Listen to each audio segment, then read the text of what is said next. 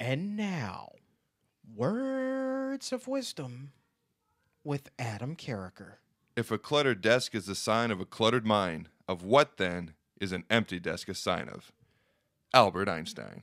E equals MC squared. Hello, welcome back to Fourth and Pain, the only pro wrestling show to be hosted by an NFL player and a weight loss champion. That's Redskins defensive end Adam Carriker. Gia, the wait is over. Former wrestling announcer and weight loss champion Chuck Carroll here. Be sure to follow us on Twitter at Fourth and Pain and join us each and every weekday at noon for new content right there on fourthandpain.com. Now, Adam, as this is a pro wrestling and pro football show, I thought, wouldn't it be nice if we dove into the Redskins locker room and dialed up the second most knowledgeable WWE fan there? With that, we welcome to the show Adam Gettis for a second time. How are you today? I'm doing well. How about yourself? Doing pretty good, man. Doing very well. I understand that you're up to date on all things WWE. Oh, of course. What are you up to these days football-wise? Are you keeping yourself from getting fat? I'm trying. I'm in Arizona training with a lot of guys out here and trying to stay in shape for the season. Well, you know, it's hard to get fat in Arizona with all that heat. I would imagine you're just sweating it all off. If you go to a Roy Rogers, you sweat that off. What is February? It's not that hot. It's Arizona, man. Is it hot down there? It's been about 80 degrees every day, so I'll take it. There you go. That's not hot. Well, you know, this past week it was in the we had a high temperature one day of 37, something like that. It's cold here, man. Well, it's you hot can't work compared up to a here, sweat but here, I mean, normal hot is like 100 degrees with humidity. Like training camp hot is what I'm thinking of. Arizona hot, man. 80 or degrees. Arizona hot. It was just like 120 degrees. All I'm saying is Gettis is in good shape here. I got high hopes. I'm not doubting that. The man has a bright future here in the D.C. area. Well, a bright future on the gridiron and perhaps following in your footsteps one day into the ring. I'm still holding out hopes for you, Adam Carriker, because I want to be your manager. But I think after you get inside the squared circle, I think that this man cannot be far behind. Well, we're gonna be the brothers of destruction. Forget Kane and Taker. We're gonna be the brothers of destruction, right, Gettis? You are going. Oh, I like it. The brothers. Is there still room for me to be the manager? Because frankly, that's all I care about. What do you think, Gettis? Yeah, I think it works. I think you should be the water boy. I'm pure personality. I got more personality than just a flippin' water boy. Water boys have personalities. Look at Adam Sandler. I'm going to give you more than just high quality H2O. I'm going to deliver on the microphone and take your careers to the next level, okay? All right. I'm going to be so good, you're going to want to build a time machine, have me come back as your agent in the NFL. Ooh, do you think he could be Jimmy Hart, Mouth of the South? What do you think, Gettis? I don't know. He's a legend. I don't know. It's tough. Well, Chuck's got a pretty big mouth, so he might have a shot. Small guy, big mouth. But Jimmy Hart is a blast from the past, guys. Let's talk a little bit about current professional wrestling. Just a few weeks removed now from WrestleMania, just a couple more weeks to go. We haven't seen The Rock in a couple of weeks, and frankly, both Adams, I have not enjoyed what I've seen out of John Cena. They are struggling to find a role for this man without his WrestleMania competitor on Raw with him. What are your thoughts on this, Mr. Gettis? I agree. They really haven't done anything with him, and I think he's just waiting for WrestleMania to actually, do what he has to do. But they really haven't done anything with him on Raw, so we'll see what they have in store for us next week. Here's my question. How do you, a month before WrestleMania, 2 weeks in a row, not have your champion appear, have the challenger appear once, and his big match to prove he's ready for WrestleMania is against Darren Young, who's known for being horrific on the mic and known for that stupid toothpick, whatever thing he puts in his hair. And that's the big play to get us excited about this championship match. And then the preview that they show, the preview of the WWE Championship match, it's the same exact preview. They don't even change it up 2 weeks in a row. I don't understand it.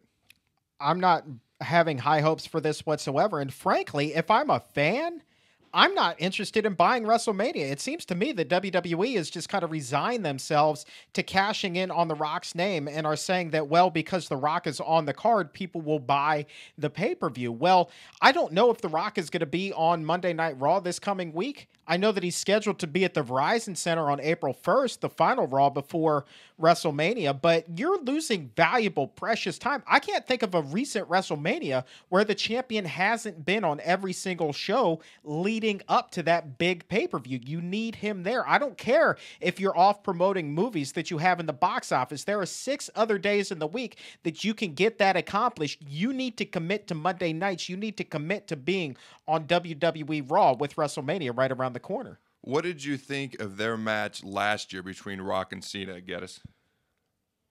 I thought it was a pretty good match. It reminded me kind of the Attitude days. I think if anybody from the wrestling scene now could wrestle in the Attitude era, it'd probably be Cena. So it was actually a really good match, and I was actually surprised that it was that good. The Rock coming back for his first match in a while, so it was pretty good. What'd you think? What did I think of their match last year? What did you think? I thought that it wasn't all that it was cracked up to be.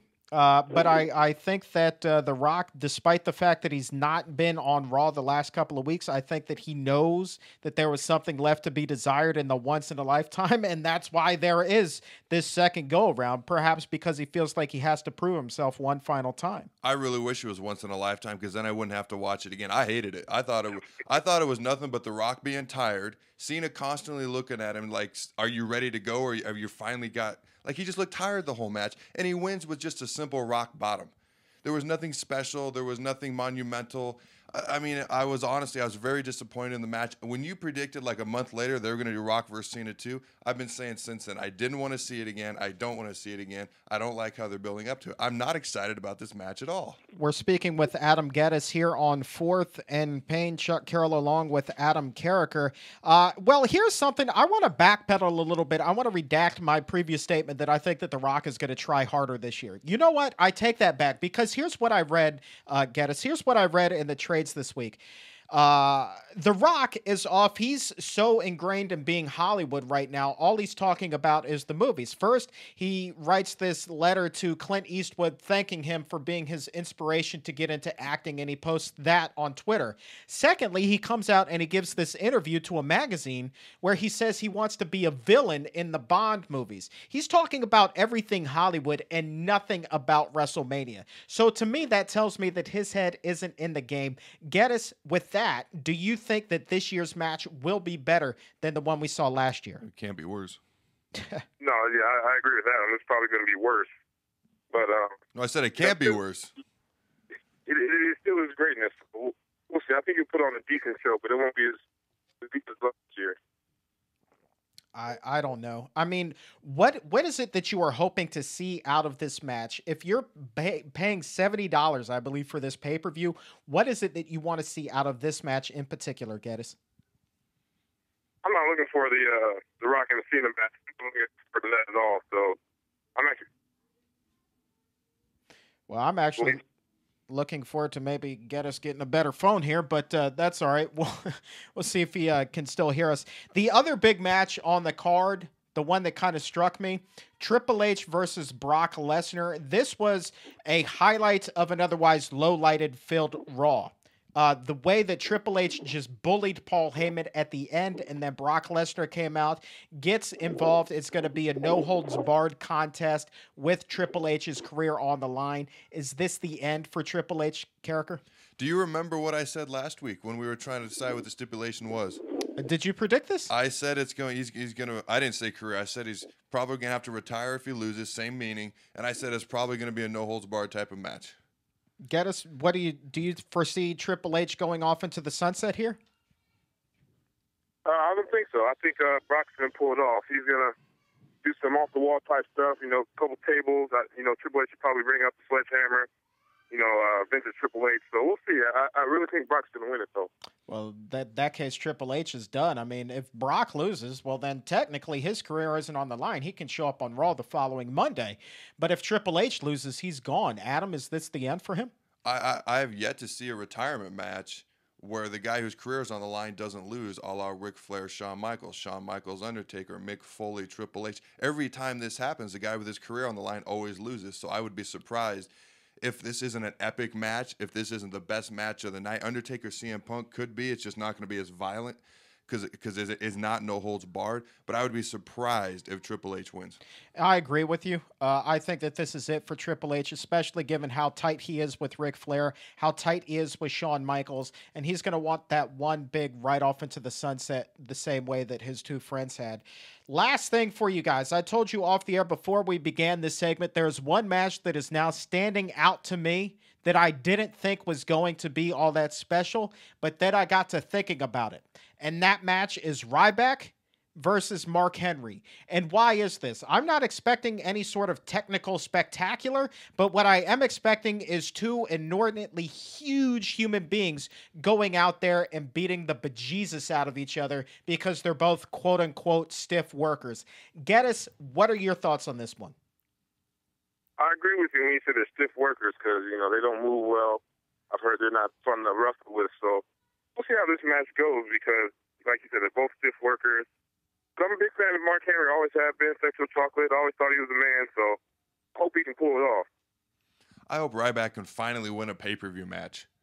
I think this is the match at a pay-per-view he finally wins and the Shield doesn't destroy him and put him through a table with a triple powerbomb. I got Ryback winning this. At least I hope so. Can the man just win a pay-per-view match? I don't see the Shield getting involved in this because they have their own match on the card as well. You never know. You never know what can happen. They seem to always be up in Ryback's business. You know what I mean? I will say this. This match, the equivalent of it inside the Redskins locker room, Carriker, I think it would be you versus Swaggy Baker.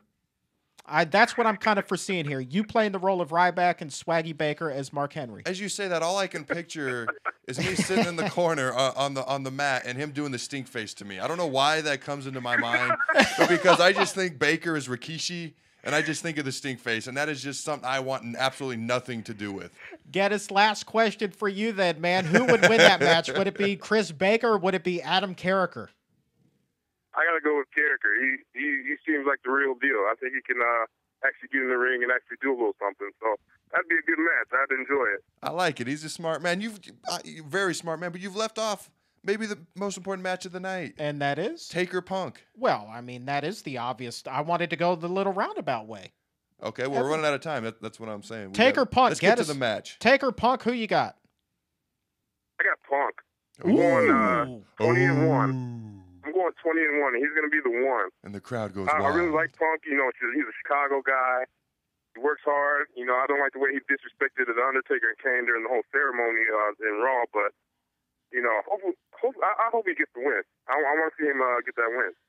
What about you, Carriker? I mean, is this the end for the Undertaker, or does he go to 21-0 now?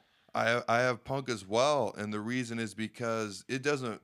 The streak ends at 21-0 or 22-0. Like the next landmark is 25-0. He's not going to be around for another 5 years wrestling, so he's probably going to end it at 20-1, and he's going to help launch CM Punk into that stratosphere. Punk is a guy who hasn't won a match in about 4 months as well. May I point that out, by the way? Losing to The Rock, losing to Kane. Everybody seems to forget this. So he's about due to win a match, and I think this is a match that possibly launches him into the stratosphere. Maybe up there with John Cena.